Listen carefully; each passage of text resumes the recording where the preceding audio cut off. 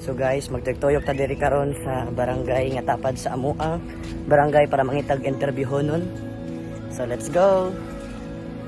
So hi guys, so naatay nakit-an nga nanay diri mo atong unang interviewon sa ato ang school projects. So karon unta nga mosugot siya nga si atong una nga ma-interview. Hi nay, maayong hapon. Pwede ta ka ma-interview? Magunsa day ka diri nay? Magkuan ko sa simento kay aron mapunduhan og tubig. So nay pwede ta ka ma-interview nay sa kuan lang sa akong eskwelahan ba? O pwede. Yes. So sige nay, pwede ta muli ko datos unahan lang. Sige. Sige nay, salamat. So maayong hapon sa tanan. So ako di ay si Sean Mandras. So karon naata diri sa hagna ni nanay na usa sa akong nakit-an nga una natong ma-interview sa ato ang kuan karon sa ato ang educational purpose sa atong eskwelahan. So karon salamat nay sa pagdawat o sa pagkuan sa tagapaghatag og permiso para ikaw akong interviewon. So karon di ay guys, so naatay gamay nga pangutana ni nanay bahin sa iyahang kinabuhi diri sa hagna. So sige, maminaw ta. Ako si Nini Aragon, 76 na ang panuikon. 55 na katuig akong nag-uma. Ug salamat sa Ginoo kay sa akong pagpanguma gibuhi ko ang akong siyam ka anak na pamilya akong bana na kuha na siya yung una dito sa langit. Gibuhi ko hangtod karon ako gihapoy nag-uma tungod kay kining pag-uma maugyoy nakapara-eskwela sa akong mga anak sa apo. Kining pag-uma dili malami pero kaya ko nimo manalangin ka sa Ginoo. So nindot jud day na ino nga naadjubahin ang Ginoo sa atong kinabuhi. Labaw na sa atong gidaron karon nga kanang lisod manginabuhi ang naa sa hagna, pero tinuod pag ang Ginoo jud ang mulihok, walay imposible kaniya. Siya maghatag na tugdugang kusog ug kabasgog sa atong panginabuhi. So nay na ako'y kanang pangutana nimo, gamay lang na pangutana. So unsa imong mahatag na sa mga tao karon nga nakasinati og paglisod? Ang akong kasulti sa mga taong sinati paglisod tapulan. Kinahanglan maningkamot sila para sa nako. Naningkamot ko, makakaon kami kanunay sa matag adlaw tungod sa abot niini kung magkugi ka. So bitaw importante jud ang pagkugi labaw na sa atong kinabuhi karon sa atong sitwasyon nga need jud pagkugi para mabuhi. So nay pangkaduha nga una na akong pangutanan nimo nay, unsa ang imong mga angay nga ikaistorya sa mga kabatan-onan karon nga naka-feel sila nga murag mo suko na sila? Aw kanang inguna nang feel sila pagsuko. Wa sila magsalig sa Ginoo sa ilang kaugalingon.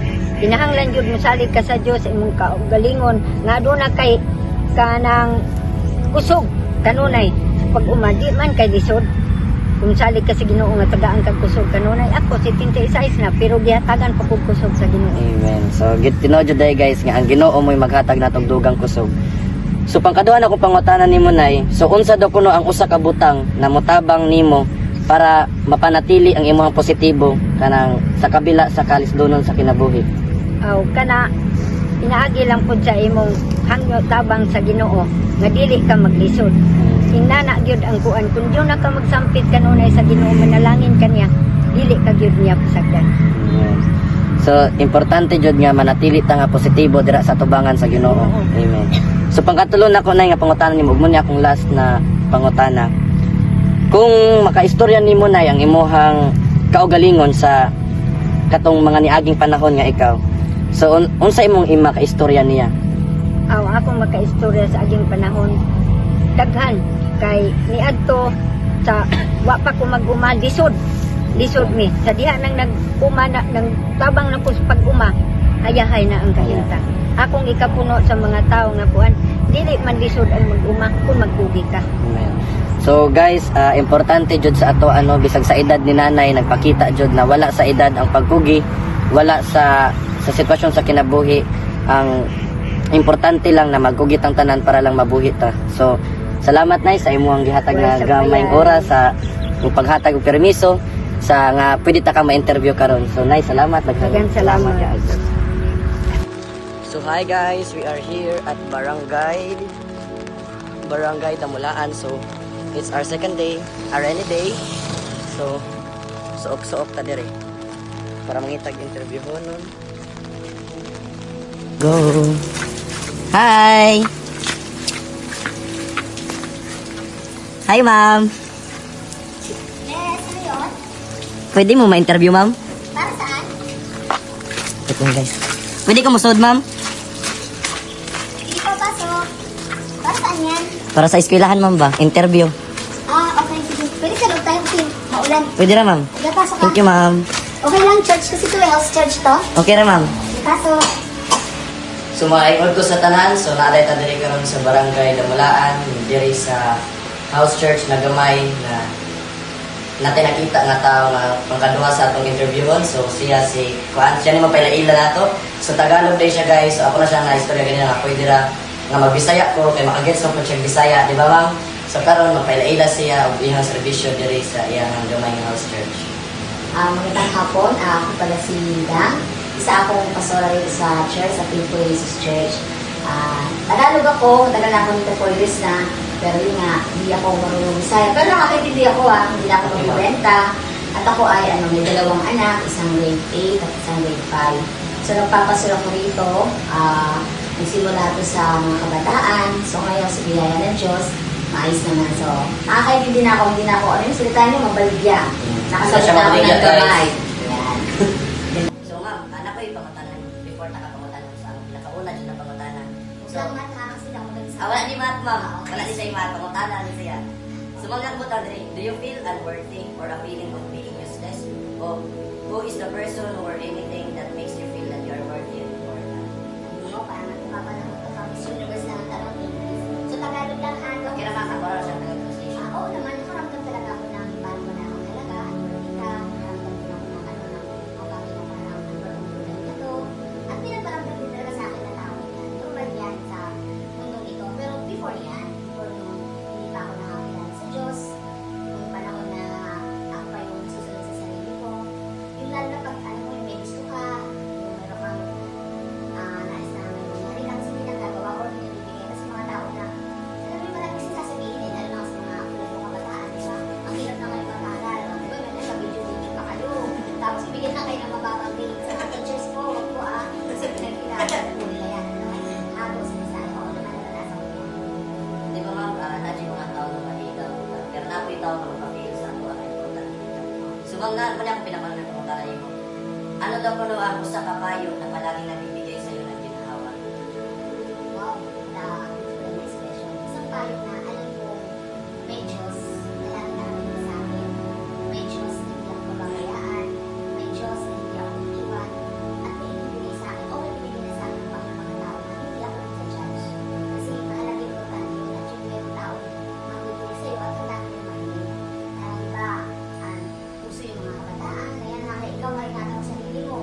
Magtiwala ka sa Diyos. Pero hindi ako mag-ano kasi wala namang trillion na makakapagligtas. So, ang akin lang, malaking siguro, dito sa church na to, yung meron kang pagtitiwala sa Diyos. Kasi lahat ng tao, pwede tayo ikaw. Kahit kami mga pastor, pwede kami mag-down ng mga tao, lalo kung hindi naka-set talaga sa pagdating sa Panginoon. Pero ang Diyos, dahil yan dahil para sa akin.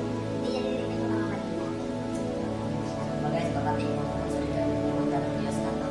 So pag-alala ko pangutanan niyo ma'am, maaari ka bang magbahagi ng mensahe ng pag-asa para sa sino man naghihirap ngayon? So, ito po isa rin po sa tinuturo ko ng Diyos. Okay na ba magbangkit ako ng verse from the Bible? Kira. Kasi hindi naman natin ito makikita sa cellphone, sa FB, sa YouTube. Ito po ay galing sa aklat po ng John chapter 2 verse 3. Alam ko lahat naman kahit ano yung ito. Sabi ko sa John verse 3 sa niya, dali na lamang ang pag-ibig ng Diyos sa libutan. Sino bang manampalataya kilala sa Diyos ay magkakaroon ng buhay na walang hanggan. So, yun pa lang yung bago. Ako, hindi ko sinasabi na pastor ako, okay lang. Magsalanan din ako. Pero ang sarap, halimbawa, ibigyan ka ng example. Halimbawa, yung ninakawan kita,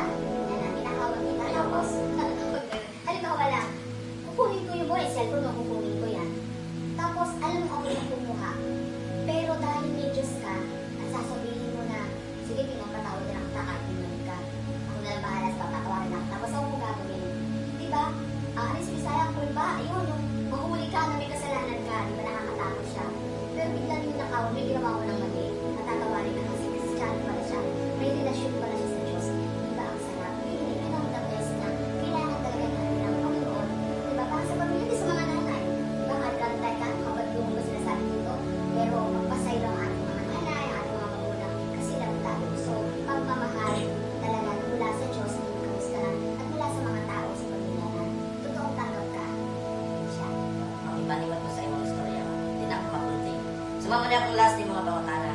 Ano ang sasabihin mo sa isang tao pakiramdam ay gusto na sumuko? Ako, wag po yan, hawag. Sa dami po ng problema natin, ito po ang gusto ko natin.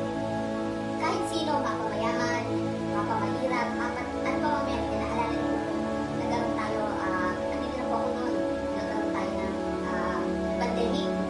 That time, ang dami mga tao lang ng ibang bansa, ang dami nila ng piano, walang ticket na, ang dami mga bahay, di ba? Ang dami mga ari-arian, pero di ko lang nagawa sa pandemic. Wala, di ba? Kahit gano'ng kakarami pera, walang sunod ng mata na, pag hindi namatay ka pamilya, inilibig ang hindi nakikita. So, ang hirap, hindi po susi ang mawala sa mundo dito sa kahirapan. Yung sinasabi ng Panginoon sa niya, na ang sino mang tao, may hirapan na. Alam niyo, ikaw sa pag-aaral mo, hindi bago, marami kayo iniisip, project, bayarin, ganyan. Tapos sabi naman pag estudyante na makapagod ito, huwag pang makasan. Naku, hindi po yun hayot, hindi po ang susi ngayon. Ang mawala ako, sabi lang doon sa bahay, magre-repente ako, lalaki na lang ako, o mag-aasawa, hindi po yan. Kaya sabi ng Panginoon, I give peace to everyone who trusts on me. Who call unto my name, I will give peace. And I will strengthen those who are mga mahihila, mga weak na siya. So, kung may problema, hindi susi sa kabataan, kahit sa mga nanay, sa mga tatay, ang hirap na, di ba? Lalo na po sa mga teacher na, hindi na basta-basta ngayon, baka yung malaya ka na ngayon. Kung ako kasi natuturo, ako, uso sa amin na lumilipad talaga ng mga eraser na kamalo. Ngayon po, na ang hihina na, hindi po ang susi mo, mawala na ng pag-asa. Oo, mapapagod tayo.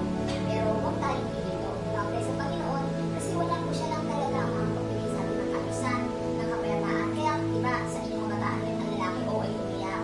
Kasi di ba, tiyagin, yan, ganyan. Pero hindi, ano nyo, babae ka man, lalaki ka man, teacher ka man, estudyante ka na rin, tatay ka, ano man ang status mo sa buhay, you can cry or you can go to the Lord. Na Lord, nahihirapan ako, Panginoon, napapagod ako. Lord, wala kasi mo tulungan mo ako. Wala imposible sa Panginoon, kaya niya tayo tulungan, kaya niya tayo iayos, kaya niya iayos ang bangsa. Basta, may pananampalataya na. So guys, nakapati mo guys, so bawal mo sumuko guys. So masakali sa mga sitwasyon. So ma'am, thank you dahil ma'am sa pagdawag Thank you so much, guys. Salamat. Hi guys! So hi guys, it's our day 3 mangita sa atong last kay interview diri sa Ama. Bye-bye! Bye-bye! So may kontak sa tanan, so ako dahil si Sean Mandras. So karon na rin diri sa ACLC or mo, karon nakita nato ang atong last nga i-interview. So sige ma'am, paila-ila ta. Hi everyone, my name is Isabel Montanes. I'm 16 years old and estudyante ko din sa ACLC College of Armagh. So una sa tanan nagpasalamat ta sa iyang gihatag nga gamay nga oras ug sa permiso ma'am nga pwede ka namo ma-interview. So by the way, di siya scripted guys, di na po siya kaila. We're senior, we're college of kuan makita siya ID nga senior high siya diri sa Ama. So ma'am, okay ra naman pangutanan ka nang kanang gamay nga pangutanan. Di mo jud siya tubago. So, what's one reminder you give to anyone who feels alone? Ang one reminder ko nga, ihatag nga nakakaramdam halo. Okay ra ma'am.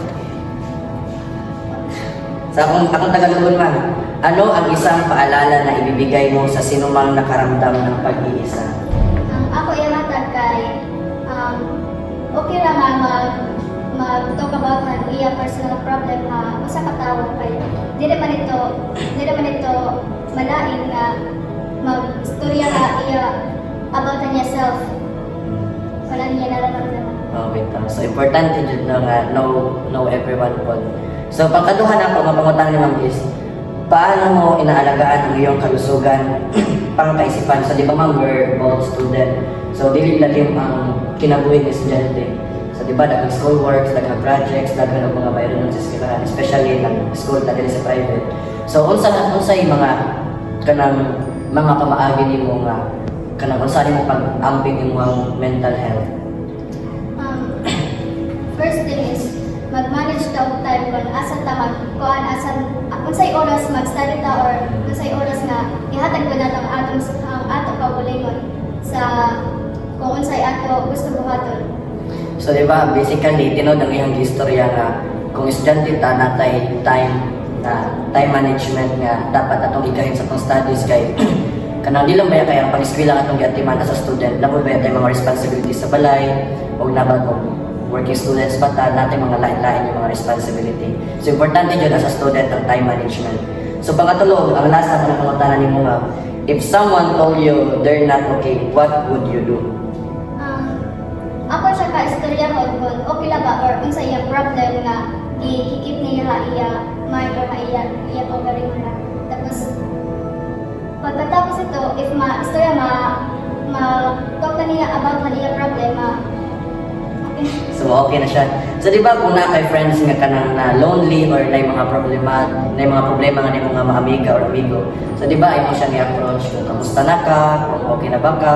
Diba kay di man nato kanang hawak ang ilahang time. So every seconds, every minutes na yung mga nahitabo sa ilahang utak kay ibaw. So di ba? So moto daghang salamat sa imong kooperasyon ma'am ug sa paghatag ng permiso nga interview ka. So ako din si Sean. So thank you sa paghatag ng permiso karon. Salamat.